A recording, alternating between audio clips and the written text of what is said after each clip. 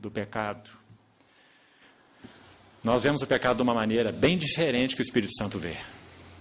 O Espírito Santo vê o pecado como um calejador de consciência. Mas nós não vemos assim. Mas o Espírito Santo vê. Então ele diz, ninguém seja endurecido, aquela crosta, calejado, porque ele não foi exortado, porque ele não foi advertido, porque ele não foi buscado, e buscado insistentemente, com oração, com companheirismo, com verdade, com amor, tudo que é necessário, advertindo a todo homem, mas também ensinando a todo homem, porque nós precisamos apontar o caminho, não é? Nós podemos só dizer, olha, isso é assim, está errado, isso não é, mas então o que é? E o ensino é positivo. A advertência tem foco, tem ênfase negativa, e o ensino tem ênfase positiva, né? Ensinando todo homem. Quando ele escreve Romanos 12, ele diz assim, aquele que ensina, esmere-se no fazê-lo. E esse era Paulo. Por quê? Porque ele não se distraía de Cristo, focado em Cristo, na glória de Cristo, e sofrendo ou cumprindo as aflições de Cristo na sua carne, a favor da igreja que é o seu corpo. Irmão, essa não é uma posição tremenda, irmão? O sofrimento expiatório de Cristo foi absolutamente perfeito. Aquele lagar, ele pisou sozinho. Ninguém poderia cooperar naquela obra. Só ele poderia fazer. No que concerne a gerar a igreja. Por favor, observe a diferença. Mas no sentido de edificar a igreja, nós somos chamados para ser os seus cooperadores. De Deus somos cooperadores, disse Paulo. E lavoura de Deus e edifício de Deus sois vós. Tão claro. Como nós podemos ser cooperadores dele? Em primeiro lugar, não nos distraindo dele. Orando segundo o Espírito, nas prioridades dele. Já vimos aí. Absortos pelas glórias de Cristo. Quem Cristo é? Como cabeça de toda a criação, como cabeça do seu corpo, que é a igreja. E esse terceiro, não perca isso. Se você ainda nem pensou sobre isso, por favor, irmão, leia esse versículo várias vezes, 24 a 29. Ore ao Senhor, porque é algo que compete a nós entrar nas aflições de Cristo, a favor do seu corpo, que é a igreja. Sem essas aflições, não haverá igreja. Pode haver ajuntamento, pode haver grupo social, pode haver grupo com o mesmo interesse. Não haverá igreja. Porque a igreja é resultado de dores de parto. A igreja só pode ser edificada através de dores de parto. Se ninguém sofre pela igreja, não há igreja. Se nós não preenchemos as aflições de Cristo, não há igreja. Advertindo todo homem, ensinando a todo homem, em toda sabedoria.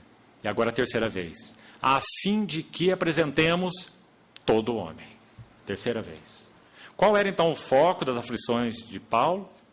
Para fazer o quê? Advertindo, ensinando. Agora vem o terceiro, todo homem aí, que mostra o propósito final. Qual é? Apresentar todo homem o quê? Significa o quê? Maturidade. Maturidade. Maturidade da igreja.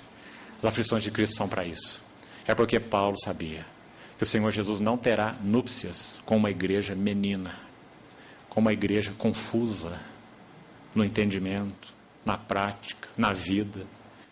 Na linguagem dele, em 2 Coríntios 11, não adornada. Eu zelo por vós com o zelo de Deus, porque vos tenho preparado para vos apresentar como uma virgem pura, para um só esposo, que é Cristo. Uma igreja adornada. Então, aflições de Cristo são resultado de não nos distrairmos de Cristo.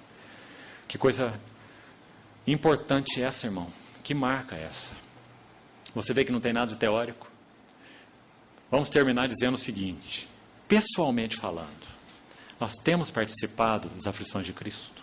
Temos? Nós só temos duas opções, na verdade, estritamente falando. Ou nós sofremos as aflições de Cristo, ou nós sofremos as nossas aflições. Infelizmente, a maioria das nossas aflições não são as aflições de Cristo. Quando nós não sofremos as aflições de Cristo, nós podemos até sofrer as aflições da igreja. Aliás, isso é frequente. Quando não sofremos as aflições de Cristo, nós sofremos as aflições da igreja. Mas quando nós sofremos as aflições de Cristo, nós temos como resultado a edificação da igreja, advertindo a todo homem, ensinando a todo homem, em toda sabedoria, propósito final, a fim de que apresentemos todo homem maduro em Cristo. A ideia da palavra perfeita, completo em Cristo, adulto em Cristo, é a ideia da palavra. Esse é o propósito das aflições de Cristo. O Pai ama os seus filhinhos, mas Ele não tem contentamento em que eles permaneçam filhinhos, de pequena estatura, de pequena compreensão, de pequena utilidade e, consequentemente, de pequeno prazer para o seu coração, porque Ele nos chamou para ser filhos maduros. Então, ajude-nos o Senhor a nos sondarmos nessa primeira evidência, no aspecto pessoal e no aspecto corporativo. Aflições de Cristo são uma necessidade para nós como Assembleia. E elas são vividas assim, quando nós nos advertimos. Você sabe que o preço disso é alto, né? Você não quer sofrer? Então não advirta ninguém. Você não quer sofrer? Não ensine nada para ninguém. Né? Mas se nós nos ocupamos de Cristo, uns dos outros, exortando-nos, advertindo-nos, amando-nos, servindo-nos, aflições de Cristo. Mas que aflições maravilhosas essa, irmão. Paulo nunca levantou um queixume a Deus, dizendo, ó Senhor, será que compensa? Ele nunca fez essa oração. Por que ele nunca fez essa oração? Porque ele viu a glória de Cristo. E ele viu a noiva de Cristo. Então essa oração era impossível para Paulo. Tão impossível que ele escreve assim para os Coríntios. Eu me gastarei. E ainda me deixarei gastar em prol das vossas almas. Né? Então ajude-nos o Senhor a nos sondar como pessoas e como Assembleia. Se essa marca tem sido verdade para nós. Amém. Vamos orar.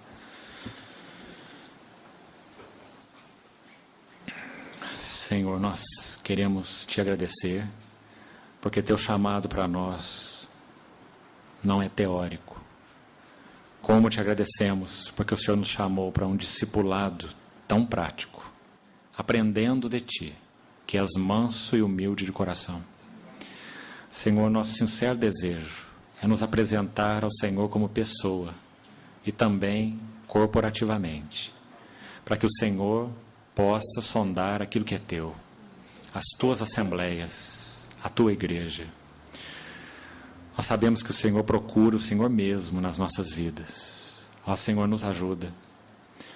Tem misericórdia de nós. Abre os nossos olhos para que nós vejamos como o Senhor vê. Encoraja-nos com relação às tuas aflições.